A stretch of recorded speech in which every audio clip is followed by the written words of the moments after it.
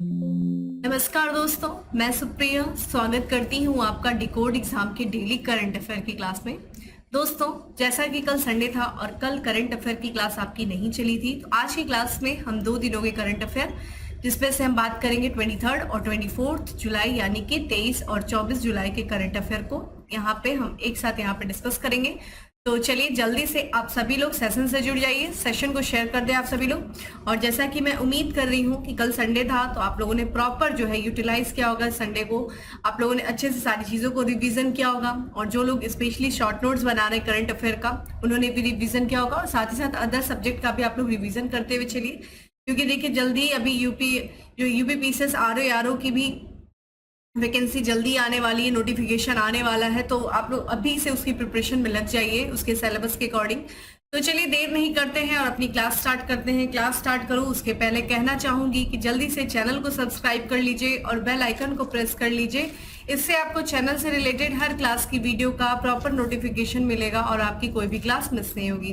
तो दोस्तों स्टार्ट करते हैं अपनी क्लास। आज की क्लास में हमारा सबसे पहला प्रश्न है कि भारत और किस देश ने आर्थिक सहयोग पर्यटन क्षेत्र में, आर्थिक सहयोग के क्षेत्र में और साथ साथ पर्यटन क्षेत्र में 5 समझौते किए हैं। तो ऑप्शंस आपके सामने है दोस्तों। जब भी मैं क्वेश्चन को रीड करूं तो आप लोग भी साथ में कमेंट बॉक्स में आंसर देते हुए चला करिए। और इसका करेक्ट आंसर है, ठीक है, बी, श्रीलंका। जैसा कि दोस्तों आप सब लोग को पता है, श्रीलंका के जो, ठीक है, प्रधानमंत्री, माफ करिएगा, जो राष्ट्रपति है रानिल विक्रमासिंघे, वो अभी भारत दौरे पे आए हुए थे और इसी दौरान जो है उन्होंने भारत के साथ कुछ समझौते किए हैं। तो भारत और श्रीलंका ने आर्थिक सहयोग से जुड़े महत्वपूर्ण क्षेत्रों में 5 समझौते किए हैं, ठीक है। प्रधानमंत्री नरेंद्र मोदी और श्रीलंका के राष्ट्रपति विक्रमासिंघे ने नई दिल्ली में द्विपक्षीय बातचीत की, द्विपक्षीय वार्ता हुआ और उसी दौरान ये 5 समझौते में, तो बातचीत के दौरान जो विदेश सचिव है दोस्तों विनय कावात्रा ने कहा कि इन समझौते में नवीकरणीय ऊर्जा पर एक समझौता ज्ञापन और श्रीलंका के त्रिंकोमाली जिले में आर्थिक विकास परियोजना पर सहयोग शामिल है, ठीक है। तो यहाँ पे अगर देखा जाए तो कौन कौन सी चीजों में अगर हम बात करें तो यहाँ पे देखिए नवीकरणीय ऊर्जा के क्षेत्र में समझौता हुआ है और साथ ही साथ यहाँ पे श्रीलंका का एक त्रिकोणमाली जिला है, वहां पे आर्थिक विकास के क्षेत्र से संबंधित परियोजनाओं पर समझौता जो है वो किया गया है। इसके अलावा देखा जाए श्रीलंका में यूपीआई के जरिए लेन देन के लिए NIPL और लंका पे के बीच क्या किया गया, समझौता भी शामिल है, ठीक है। अब इस समझौते से क्या होगा, इस समझौते से दोनों देश यानी कि भारत और श्रीलंका के बीच में भुगतान प्रणाली आसान बनेगी इस समझौते के तहत देखा जाए तो, ठीक है। तो दोस्तों ध्यान रखिएगा, पहली बात तो रानिल विक्रमासिंघे कहाँ के राष्ट्रपति हैं, ये श्रीलंका के राष्ट्रपति हैं और ये अभी भारत दौरे पे आए थे। इस दौरान महत्वपूर्ण समझौते हुए हैं। तो इस समझौते के बारे में हम लोगों ने देखा। आइए कुछ और भी समझौता देख लेते हैं जो अभी हाल फिलहाल में चर्चा में रहा है। जैसे कि हम लोगों ने अभी हाल ही में चर्चा किया था कि भारत ने जापान के साथ सेमीकंडक्टर आपूर्ति श्रृंखला विकसित करने में सहयोग के लिए समझौते ज्ञापन पर हस्ताक्षर किए, ठीक है। किससे संबंधित, सेमीकंडक्टर आपूर्ति श्रृंखला। वहीं भारत और संयुक्त अरब अमीरात ने अपनी अपनी राष्ट्रीय मुद्रा पर व्यापार निपटान के लिए व अपनी तेज भुगतान प्रणालियों को जोड़ने के उद्देश्य से एक समझौते ज्ञापन पर हस्ताक्षर किया है, ठीक है। अगला है, अभी ध्यान रखिएगा दोस्तों, भारत ने संयुक्त राष्ट्र में $1 मिलियन का दान दिया है। किस उद्देश्य से, तो हिंदी भाषा को बढ़ावा देने के उद्देश्य से, ठीक है। तो भारत ने दिया है कितना, $1 मिलियन का दान किया है। आते हैं दोस्तों अगले प्रश्न पे। अगला प्रश्न है हमारा कि भारत और किस देश ने एडवांस एरोनॉटिक्स टेक्नोलॉजी पर सहयोग शुरू किया। देखिए यहाँ पे आज हम बात कर रहे हैं इंटरनेशनल रिलेशन के बारे में, ज्यादा बातें कर रहे हैं और यहाँ पे आज के देखिए सेशन में हम बहुत ज्यादा जो है समझौतों पे, जो कि सहयोग समझौता हुआ है विभिन्न देशों से, उनके बारे में ज्यादा चर्चा करेंगे। और अगर हम यहाँ पे जो प्रश्न आया है वो है कि भारत और किस देश ने एडवांस एरोनॉटिक्स टेक्नोलॉजी पर सहयोग शुरू किया है। ऑप्शन आप देख रहे हैं, फ्रांस है, श्रीलंका है, ब्रिटेन है या फिर अर्जेंटीना है। तो दोस्तों इसका जो करेक्ट आंसर है वो है ए। जैसा कि आपको पता है अभी हाल ही में प्रधानमंत्री जी 2 देशों की यात्रा पे थे, फ्रांस की और यूएई की यात्रा पे। तो यही यात्रा के दौरान उन्होंने जो है भारत और फ्रांस के बीच में एडवांस एरोनॉटिक्स टेक्नोलॉजी पर सहयोग शुरू किया गया है। तो यहाँ पे भारत और फ्रांस ने वैमानिकी प्रौद्योगिकियों को आगे बढ़ाने के लिए एक अभूतपूर्व सहयोग शुरू किया है, ठीक है। यहाँ पे उद्देश्य क्या है, ये जो दोनों इस संयुक्त विकास का उद्देश्य क्या है, तो दोनों देशों की रक्षा क्षमताओं को बढ़ावा देना, ठीक है। और विशेष रूप से देखिए किसमें, तो हेलीकॉप्टर विमान, माफ करिएगा, लड़ाकू विमान इंजन और भारतीय मल्टी रोल हेलीकॉप्टर इंजन के क्षेत्र में, ठीक है। तो यहाँ पे लड़ाकू विमान इंजन और भारतीय मल्टी रोल हेलीकॉप्टर जो है उसके इंजन के क्षेत्र में एक दूसरे को सहयोग करना, एक दूसरे की रक्षा क्षमताओं को बढ़ाने के उद्देश्य से ये अभूतपूर्व सहयोग किया जा रहा है भारत और फ्रांस के द्वारा। यहाँ पे भारत के प्रधानमंत्री ने, जैसा कि आपको पता है, फ्रांस के दौरे पे था, तो ये जो घोषणा की गई है, फ्रांस के दौरे पे थे, तो मोदी जी की पेरिस यात्रा के दौरान की गई थी ये घोषणा, और ये दोनों देशों के बीच रक्षा क्षेत्र में एक महत्वपूर्ण मील का पत्थर है, ठीक है। इस समझौते से देखिए एक बड़े विकास में जनरल इलेक्ट्रिक्स एरोस्पेस ने F414 इंजन बनाने के लिए हिंदुस्तान एरोनॉटिक्स लिमिटेड के साथ एक समझौते पर हस्ताक्षर किए हैं, ठीक है। इन इंजनों का उपयोग भारतीय वायुसेना के लाइट कॉम्बैट एयरक्राफ्ट MK2 विमान में किया जाएगा और समझौते में 80% प्रौद्योगिकी हस्तांतरण शामिल है, ठीक है। ये चीज ध्यान रखिएगा। यहाँ पे बात कर लेते हैं कुछ और भी, यात्रा के दौरान प्रधानमंत्री जी ने कुछ और भी घोषणा किया था, जैसे कि उन्होंने जब फ्रांस की यात्रा किया तो अपनी यात्रा के दौरान उन्होंने यह डिक्लेयर किया कि भारत जो है फ्रांस के दक्षिणी शहर मार्सिले में वाणिज्य दूतावास खोलेगा। यहाँ पे आप देख सकते हैं दोस्तों, यहाँ पे आपको दिख रहा है, ठीक है, आपको साउथ की तरफ दिख रहा होगा, फ्रांस के साउथ में दोस्तों क्या नाम है, कौन सा शहर है, मार्सिले, और यहाँ पे जो है वाणिज्य दूतावास खोलने की घोषणा की गई है भारत के प्रधानमंत्री जी के द्वारा। आइए बात कर लेते हैं दोस्तों फ्रांस, जो कि यूरोप का एक शहर है, देख सकते हैं आप फ्रांस, ठीक है। तो यहाँ पे फ्रांस की राजधानी दोस्तों पेरिस है, जो कि यहाँ पे आपको दिख रही है, सीन नदी के तट पर है। और फ्रांस जिसकी सीमा देखे नॉर्थ सी से लगती है, इंग्लिश चैनल देखा जाए इसके बीच में है, किसके, यूनाइटेड किंगडम और फ्रांस के बीच में है। यहाँ पे स्ट्रेट ऑफ डोवर दिख रहा होगा, डोवर स्ट्रेट, जो कि यूनाइटेड किंगडम और फ्रांस के बीच में है, ठीक है। बे ऑफ बिस्केक भी देखा जाए तो फ्रांस और स्पेन के बीच में है। और इसकी सीमा देखिए यहाँ पे बेल्जियम से लगती है, ठीक है, बेल्जियम से लगती है। फिर उसके बाद बात करें लग्जमबर्ग से लगती है, फिर यहाँ पे जर्मनी से लगती है, फिर स्विट्जरलैंड से, फिर इटली से, और फिर ध्यान रखिएगा स्पेन से, ठीक है। पेरिनीज जो है यहाँ पे देखिए आपको दिख रहा होगा, पेरिनीज माउंटेन है दोस्तों, जो कि एक प्राकृतिक सीमा बनाती है फ्रांस और स्पेन के बीच में, कई बार एग्जाम में पूछा गया है। और मेडिटेरेनियन सी से भी यहाँ पे जो है अपनी सीमा, ये एक अपनी सामुद्रिक सीमा साझा करता है। और यहाँ पे देखिए गल्फ ऑफ लायन, आपसे पूछा जा सकता है कि गल्फ ऑफ लायन किस देश से जो है लगा हुआ है, तो ये है फ्रांस से लगा हुआ, ठीक है। इसकी जो मुद्रा है यूरो है, चूंकि यूरोपियन यूनियन का ये देश है और यूरो को अपनाया हुआ है। राष्ट्रपति कौन है दोस्तों, इमैनुअल मैक्रोन जो है वहां के राष्ट्रपति हैं, और यहाँ के प्रधानमंत्री एलिजाबेथ बोर्न जो है वो यहाँ के प्रधानमंत्री हैं, ठीक है। अगले प्रश्न की तरफ बढ़ते हैं। अगला प्रश्न है दोस्तों की, निम्न में से किस राज्य ने मलेरिया और डेंगू से निपटने हेतु, ठीक है, गंबूसिया मछली का इस्तेमाल करने की घोषणा किया है। तो गंबूसिया मछली, जिसे हम फिश ईटर भी कहते हैं, ठीक है, तो ये माफ करिएगा मॉस्किटो ईटर भी कहते हैं इसे, और इसका इस्तेमाल किया जाएगा डेंगू और मलेरिया से निपटने के लिए। और किस राज्य ने ये जो है घोषणा किया है कि इस मछली का इस्तेमाल करेंगे, तो ये क्या है दोस्तों, आंध्र प्रदेश ने, ठीक है। देखिए यही मछली है, ठीक है, जिसको मॉस्किटो फिश भी कहा जाता है या फिर मॉस्किटो ईटर भी कहा जाता है। तो आंध्र प्रदेश सरकार ने, जैसा कि मच्छरों की समस्याएं बहुत ज्यादा बढ़ गई, तो समस्याओं से निपटने के लिए भी हाल ही में ये बताया कि जो मच्छर जनित बीमारियां हैं उनसे निपटने के लिए राज्य में जो जल निकाय, जितने भी जल निकाय, उसमें लगभग 10 मिलियन गंबोशिया मछली को क्या किया जाएगा, छोड़ा जाएगा। गंबोशिया मछली, इसको मॉस्किटो फिश कहते हैं। आप यहाँ पे स्क्रीन पे देख सकते हैं, ये मछली के जो मच्छरों के जो अंडे होते हैं उनको ये खा जाती है, ठीक है। इसे जलीय, ठीक है, इससे जलीय मूल प्रजातियां और पारिस्थितिकी तंत्र संतुलन में होने वाले संभावित नुकसान को लेकर चिंता जताई जाती है। चर्चा क्या है, चूंकि ये एक विदेशी प्रजाति है, ठीक है, गंबोसिया मछली, तो ये स्थानीय प्रजातियां जो है, जो मूल प्रजातियां, जो पारिस्थितिकी तंत्र है, उनके संतुलन में एक तरीके से नुकसान पहुंचा सकते हैं, स्थानीय प्रजातियों में नुकसान पहुंचा सकती हैं ये मछलियां, जिस वजह से काफी ज्यादा चिंता जताई जा रही है और इस कारण से ये काफी ज्यादा चर्चा में है। अगर हम बात करें गंबोसिया, जो कि विदेशी प्रजाति है, तो मूलतः ये कहाँ पाई जाने वाली है दोस्तों, तो ये मूलतः देखा जाए दक्षिण पूर्वी संयुक्त राज्य अमेरिका में ये पाई जाने वाली मछली। और इसका प्रतिदिन देखा जाए दोस्तों, तो ये 100 से लेकर के 300 मच्छरों के लार्वा या फिर अंडे ये खा सकती है, ठीक है।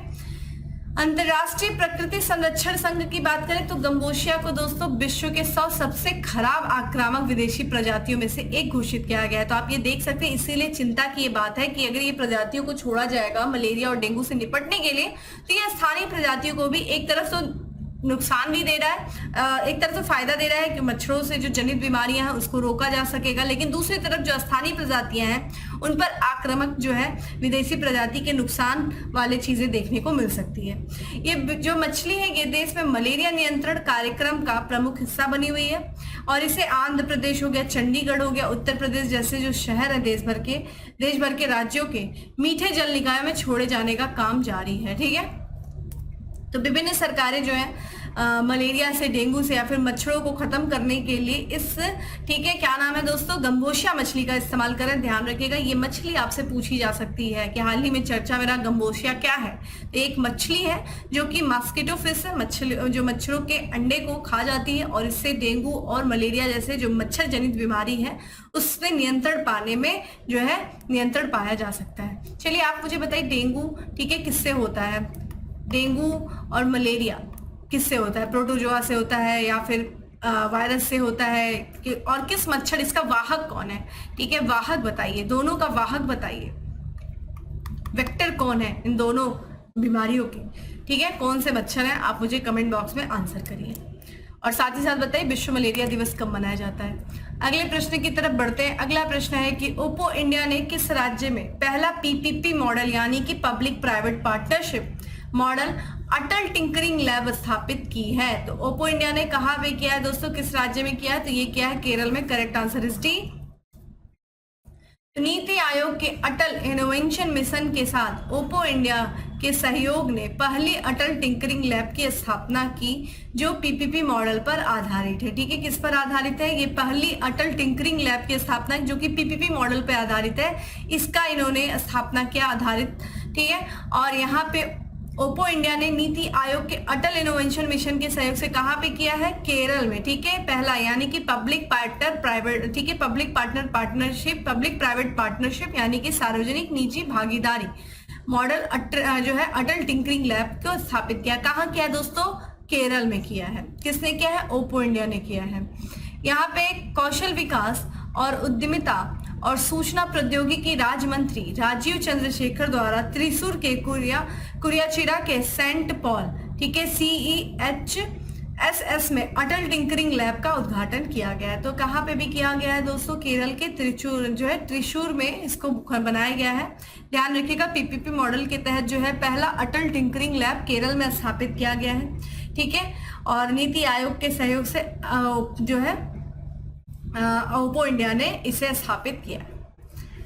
अगले प्रश्न की तरफ बढ़ते हैं कि उद्योग और आंतरिक व्यापार संवर्धन विभाग और किस राज्य ने संयुक्त रूप से एक जिला एक उत्पाद यानी कि one district one product wall का शुभारंभ किया है? किससे दोस्तों? उद्योग और आंतरिक संवर्धन विभाग ने, आंतरिक व्यापार संवर्धन विभाग ने, और किस राज्य ने किया है?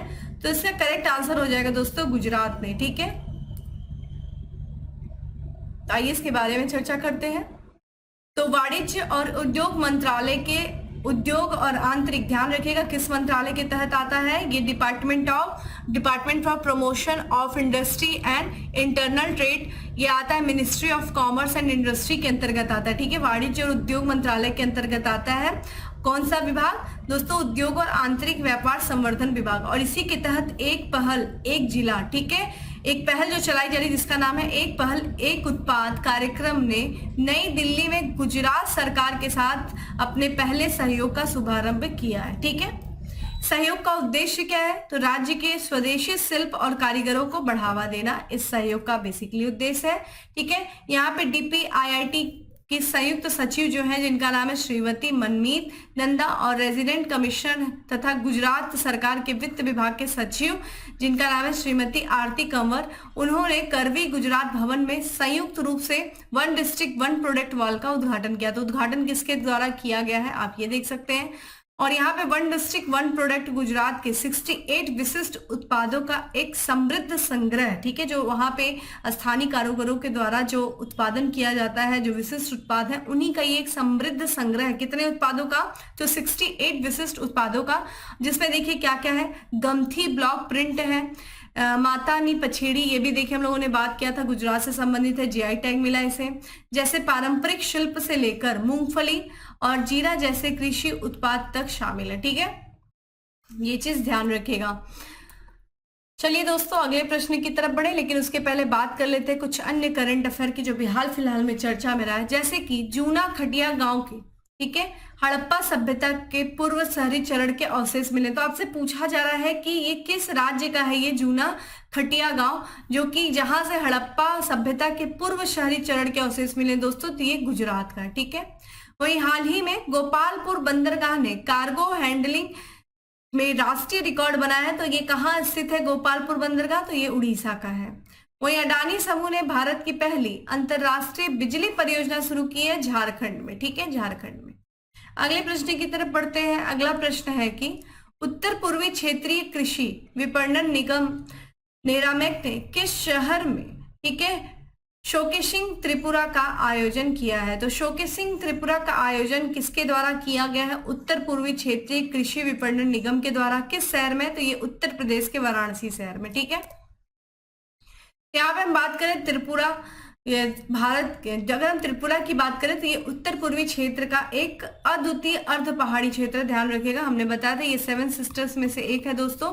ठीक है, 7 बहनों में से एक है। भारत के उत्तर पूर्वी राज्य का ये क्षेत्र है और ये तीनों तरफ से अंतरराष्ट्रीय सीमा, यानी कि ध्यान रखिएगा ये तीनों तरफ से बांग्लादेश से घिरा हुआ है और जनजातीय संस्कृतियां, प्राकृतिक संसाधन और धार्मिक समूहों के विविध मिश्रण का ये घर है। ठीक है, त्रिपुरा को गो टू बिजनेस डेस्टिनेशन के रूप में बढ़ावा देने के लिए, किस डेस्टिनेशन के रूप में, गो टू बिजनेस डेस्टिनेशन के रूप में बढ़ावा देने के लिए त्रिपुरा सरकार ने वाराणसी में त्रिपुरा का प्रदर्शन नामक एक कार्यक्रम का सफलतापूर्वक आयोजन किया गया। ध्यान रखिएगा, त्रिपुरा सरकार के द्वारा वाराणसी में एक कार्यक्रम का आयोजन किया गया है जिसका नाम है वाराणसी में त्रिपुरा का प्रदर्शन। उद्देश्य क्या है दोस्तों, त्रिपुरा को एक बिजनेस डेस्टिनेशन के रूप में बढ़ावा देना, लोगों को त्रिपुरा के बारे में वाकिफ कराना, वहां की जो समृद्ध सांस्कृतिक संसाधन है, जो उनकी समृद्ध जो विविधता है, धार्मिक समूह, जो विविध मिश्रण है, ठीक है, उसके बारे में लोगों को जागरूक करना और वहां पे एक तरीके से बिजनेस डेस्टिनेशन को बढ़ावा देना। इसी उद्देश्य से इस कार्यक्रम का आयोजन किया गया है। ठीक है, त्रिपुरा सरकार के द्वारा।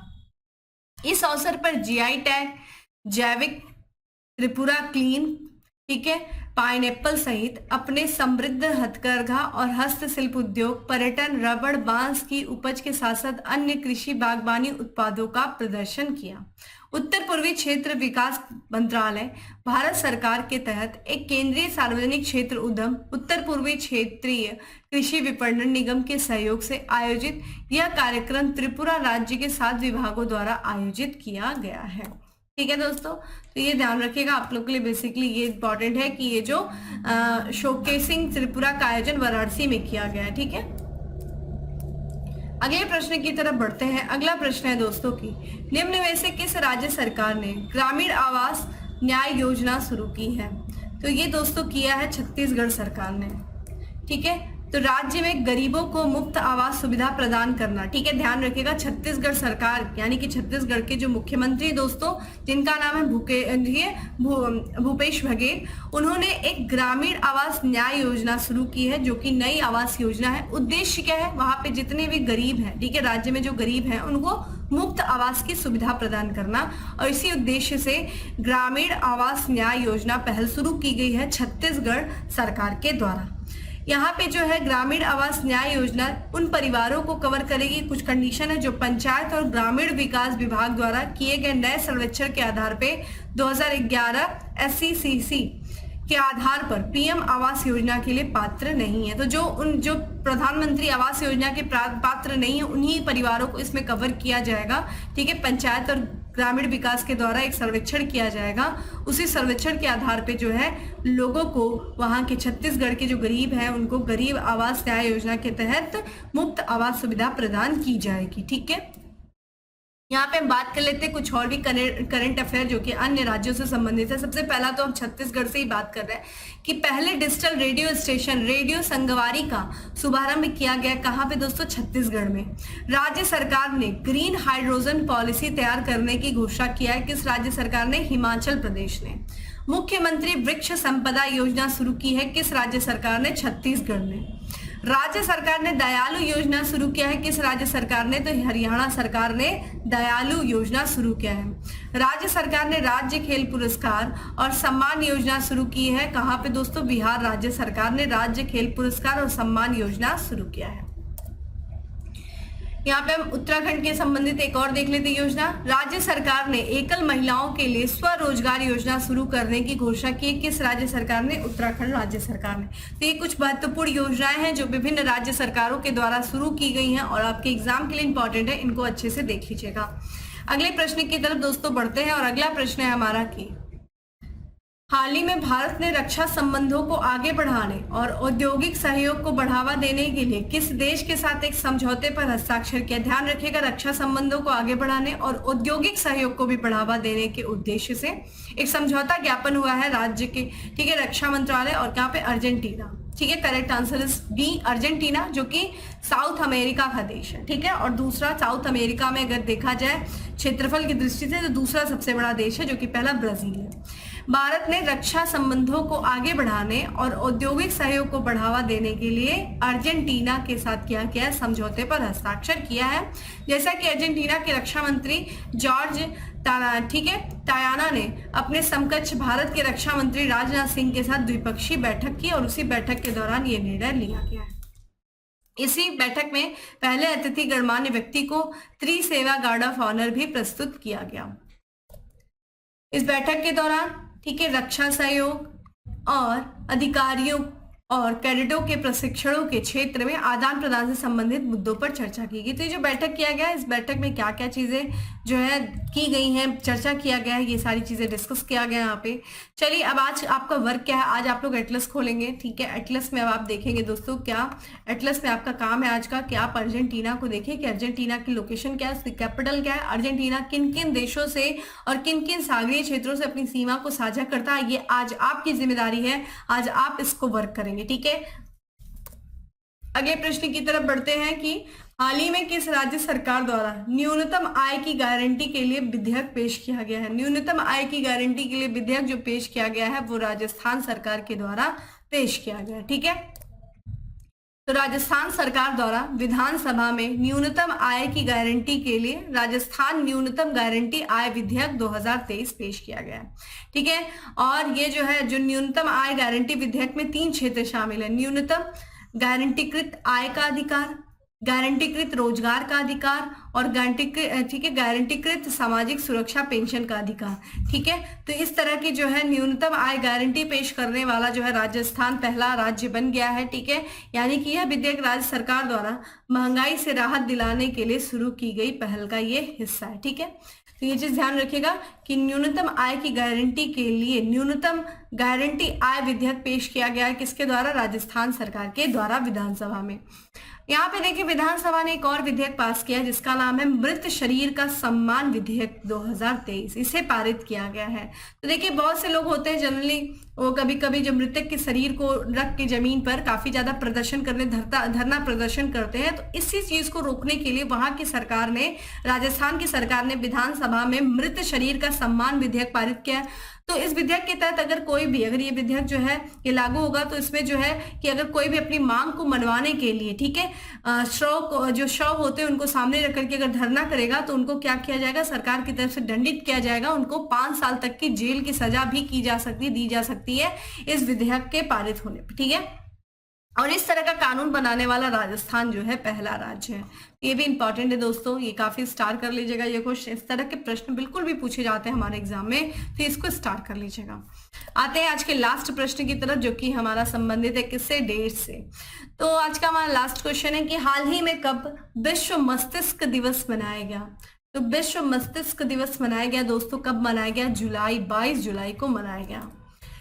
तो यहाँ पे विश्व मस्तिष्क दिवस यानी कि वर्ल्ड ब्रेन डे है, जिसे हम अंतरराष्ट्रीय मस्तिष्क दिवस के भी नाम से जानते हैं। ये हर साल देखा जाए 12 जुलाई को मनाया जाता है और यह जो है एक तरीके से वार्षिक स्वास्थ्य देखभाल कार्यक्रम है। ठीक है, तो लोगों को वार्षिक स्वास्थ्य देखभाल कार्यक्रम से अवगत कराने के उद्देश्य से प्रत्येक वर्ष जो है 12 जुलाई को क्या मनाया जाता है? विश्व मस्तिष्क दिवस मनाया जाता है। ये कार्यक्रम पिछले 9 वर्षों से हो रहा है और मस्तिष्क रोगों के बारे में जागरूकता बढ़ाने के लिए समर्पित है। तो जो मस्तिष्क से संबंधित जो रोग हैं उनके प्रति लोगों को जागरूक करने के लिए इस कार्यक्रम का आयोजन किया जाता है। अगर हम इस वर्ष की थीम देखें, विश्व मस्तिष्क दिवस का विषय देखें, तो मस्तिष्क स्वास्थ्य और विकलांगता किसी को भी पीछे न छोड़ें। ठीक है, ये इस वर्ष की थीम है। थीम देके पूछा जाता है। यह वैश्विक पहल ज्ञान के अंतर को बांटने और मस्तिष्क स्वास्थ्य संबंधी विकारों के बारे में जागरूकता बढ़ाने पर केंद्रित है। उद्देश्य क्या है? मुख्य लक्ष्य विकलांग व्यक्तियों को उच्च गुणवत्ता वाली स्वास्थ्य देखभाल प्रदान करने पर विशेष जोर देने के साथ साथ न्यूरोलॉजिकल विकारों से संबंधित बेहतर स्वास्थ्य देखभाल, शिक्षा और अनुसंधान का वकालत करना। ठीक है, तो ये इसका उद्देश्य है। तो दोस्तों ये था आज का हमारा 10 MCQ। अब बात करते हैं दोस्तों किसके बारे में? फैक्ट्स ऑफ द डे के बारे में। फैक्ट्स ऑफ द डे में हमारा सबसे पहला फैक्ट है कि नॉर्थ चैनल पार करने वाले सबसे कम उम्र यानी कि 18 वर्षीय थे व्यक्ति बने हैं जिनका नाम है अंशुमन झिंगरन, जो कि मुंबई से संबंधित है। तो नॉर्थ चैनल आप देख सकते हैं कहाँ पे दोस्तों, ये देखिए नॉर्थ चैनल है। ठीक है, जो कि ध्यान रखेगा किसको किसको कनेक्ट कर रहा है, तो आयरिश सी को कनेक्ट कर रहा है दोस्तों, किससे? नॉर्थ अटलांटिक सी से। अलग देखिए किसको कर रहा है, तो ये स्कॉटलैंड जो कि भाग है यूनाइटेड किंगडम का। ठीक है, और यूनाइटेड किंगडम का ही भाग है नॉर्थ आयरलैंड, उसी के बीच में ये स्थित है। तो यूनाइटेड किंगडम के दो भाग यानी कि स्कॉटलैंड और नॉर्थ आयरलैंड के बीच में स्थित है नॉर्थ चैनल। और इस नॉर्थ चैनल को पार करने वाले सबसे कम उम्र के जो व्यक्ति बन गए हैं वो है अंशुमन झिंगरन। केंद्र सरकार ने जीवन बीमा निगम के यानी कि LIC के प्रबंध निदेशक नियुक्त किया है, किसे? सतपाल भानु को नियुक्त किया है। ठीक है, Satpal Bhanu. Hacker Kevin Mitnick का 59 साल की उम्र में निधन हो गया। इनका संबंध था साइबर सुरक्षा क्षेत्र से। ठीक है, जगुआर लैंड रोवर के मुख्य कार्यकारी अधिकारी के रूप में नियुक्त किया गया। किसे किया गया है? एड्रियन मार्डेल को। ठीक है, और आज का last fact of the day है कि 500 अंतरराष्ट्रीय मैच खेलने वाले दुनिया के 10वें क्रिकेटर बन गए दोस्तों। कौन? विराट कोहली।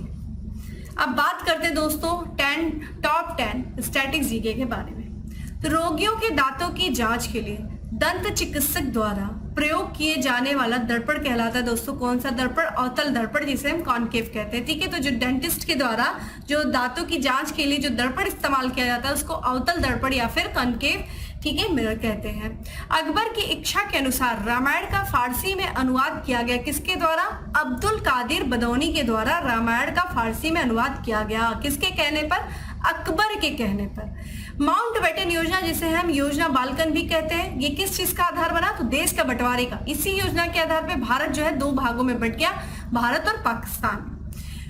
1942 में कांग्रेस के बॉम्बे अधिवेशन में भारत छोड़ो प्रस्ताव लाया गया था। किसके द्वारा लाया गया था? तो ये जवाहरलाल नेहरू के द्वारा लाया गया था। ध्यान रखिएगा 1942 में कांग्रेस का जो अधिवेशन हुआ था बॉम्बे में हुआ था, बॉम्बे अधिवेशन, वहीं पे ये प्रस्ताव लाया गया था। चंपारण में 3 कठिया प्रणाली का अर्थ देखिए, उस समय अंग्रेजों के द्वारा जो किसानों को ये जो है अनिवार्य कर दिया गया था कि वो अपनी भूमि का जो उनकी कृषि भूमि है उस पर 3/20 भाग पे नील की खेती करना अनिवार्य कर दिया गया था, बाध्यकारी कर दिया गया था। और इसी के विरोध में जो यही है 3 कठिया प्रणाली।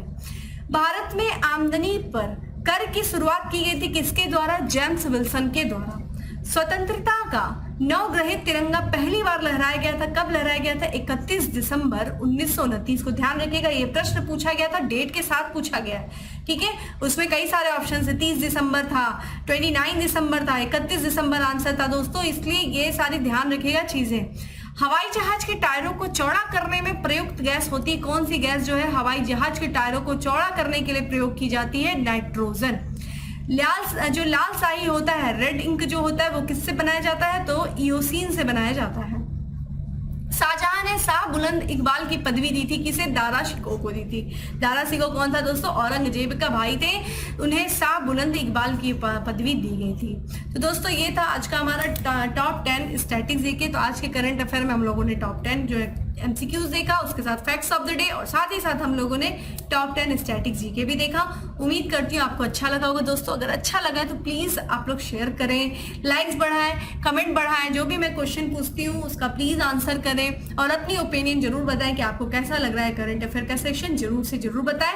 और डेली करंट अफेयर का जो पीडीएफ है दोस्तों वो आपको टेलीग्राम ग्रुप पे मिल जाएगा, जिसका लिंक ध्यान रखिएगा कहाँ पे दिया है पीडीएफ जो है, जिसका लिंक डिस्क्रिप्शन बॉक्स में दिया हुआ है, तो वहां से डाउनलोड करके अपनी शॉर्ट नोट्स बनाएं। बाकी हम फिर मिलते हैं दोस्तों अगले सेशन में, तब तक के लिए bye, have a good day, stay safe and stay happy.